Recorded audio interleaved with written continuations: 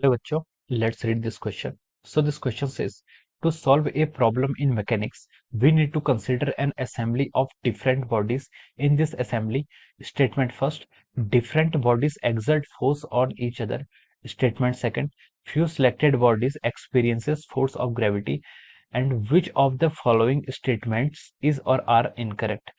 Option A only first, option B only second, opशन C both first and second, and option D is neither first nor second. Okay, तो चलिए बच्चों अब हम इस question को start करते हैं। तो देखिए बच्चों, इस क्वेश्चन का आप की कॉन्सेप्ट लिख सकते हैं।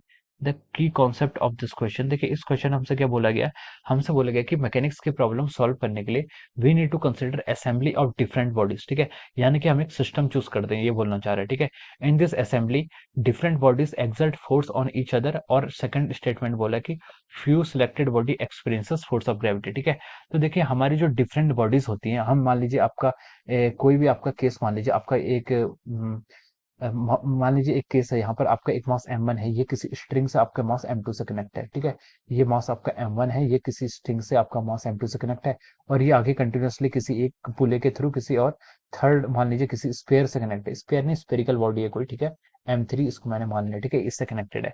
तो देखिए ये जो डिफरेंट बॉडीज हैं, ये क्या करती हैं, एक दूसरे पर फोर्स लगाती हैं। ठीक है, देखिए m1 बॉडी क्या लगाएगी, m2 बॉडी पर एक फोर्स लगाएगी इस डायरेक्शन में टेंशन। ठीक है, और सिमिलरली आपकी m2 बॉडी क्या लगाएगी, m1 बॉडी पर एक फोर्स लगाती है। ठीक है, तो इसकी यहाँ पर डायरेक्शन होती है ड्यू टू द टेंशन। ठीक है, m2 बॉडी m3 बॉडी पर एक फोर्स लगाएगी। ठीक है, इस डायरेक्शन में। ठीक है, और सिमिलरली ये भी फोर्स लगाती है। ठीक है, तो यहाँ पर डिफरेंट बॉडी एक दूसरे के ऊपर डिफरेंट टाइप्स का क्या लगाती है, इंटरेक्शन लगाती है या फिर फोर्स लगाती है। ऐसे ही बहुत सारे एग्जांपल्स आप कंसीडर कर सकते हैं। ठीक है, तो देखिए इसमें फर्स्ट स्टेटमेंट है, बोला गया है कि किसी मैकेनिक्स की प्रॉब्लम को सॉल्व करने के लिए हमसे पूछा गया है कि पहले ये बताना है कि we need to consider different assemblies और different bodies in this assembly. ठीक है, different bodies exert forces on each other, and second statement is few selected body experiences a force of gravity। ठीक है, तो ये जो आपका क्वेश्चन है, ये आपका क्वेश्चन किस पर बेस्ड है, this question is based upon our systems. ठीक है, सिस्टम की चॉइस पर बेस्ड है। ठीक है, हमें क्या करना पड़ता है, क्वेश्चन को सॉल्व करने के लिए अपना एक सिस्टम लेना पड़ता है। ठीक है, और उस सिस्टम के अंदर हमें क्या करना पड़ता है, NLM Newton's laws of motion, या फिर हमें डायनेमिकल पार्ट को लगाना पड़ता है, जिससे हम इस इक्वेशन की वैल्यूज को फाइंड आउट कर सकें। ठीक है, किसी टाइम टी पर हम उसकी वैल्यूज को फाइंड आउट कर सकें।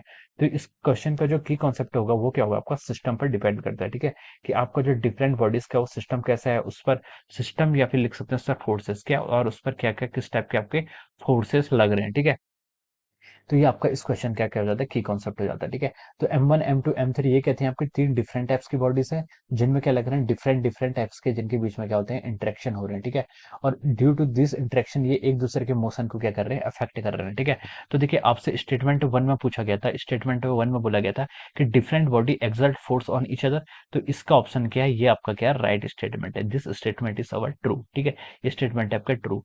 सेकंड स्टेटमेंट में बोला उसने few selected body experiences force of gravity. ठीक है, ये स्टेटमेंट आपका रॉन्ग हो जाएगा। ठीक है, जो आपका फोर्स ऑफ ग्रेविटी होता है वो हर कोई एक्सपीरियंस करता है। ठीक है, ये M1 ब्लॉक है, ये भी आपका M1G ब्लॉक से फोर्स ऑफ ग्रेविटी एक्सपीरियंस करेगा। ठीक है, ये M2 ब्लॉक है, इस पर भी आपका M2G फोर्स लेगा due to the force of gravity.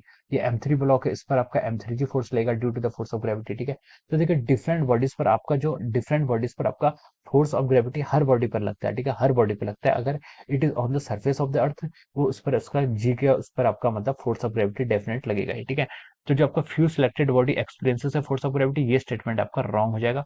Force of gravity आपका हर बॉडीज पर लगता है। ठीक है, तो इसके करस्पॉन्डिंग जो आपका राइट आंसर है, देखिए स्टेटमेंट फर्स्ट सेकंड है एंड सेकंड इज रॉन्ग। उसने पूछा कि देखिए क्वेश्चन में which of the following statement is incorrect. ठीक है, इनकरेक्ट कौन सा है। ठीक है, तो देखिए ऑप्शन सेकंड के आपका यहाँ पर इनकरेक्ट है। ठीक है, हम बोल सकते हैं कि आपका ऑप्शन सी करेक्ट है, सॉरी, और आपका ऑप्शन वन करेक्ट है, और आपका स्टेटमेंट टू है जो वो क्या आपका इनकरेक्ट है। तो हम देखते हैं only second statement is the correct. तो हम बोल सकते हैं यहाँ से आपका जो ऑप्शन बी आ रहा है, ठीक है, ऑप्शन बी वो क्या होगा, इसका राइट आंसर होगा, या फिर option B is the answer लिख लेते हैं। ठीक है, option B is the answer of this question. ठीक है, इसने पूछा था कि कौन सा स्टेटमेंट इनकरेक्ट है, तो आपका देखिए ऑप्शन बी जो सॉरी स्टेटमेंट टू है वो क्या इनकरेक्ट है। तो only statement second is incorrect, वो आपका ऑप्शन बी में दिया हुआ है। ठीक है, so option B is the answer of this question. So I hope you all understood this concept. All the best and thank you so much.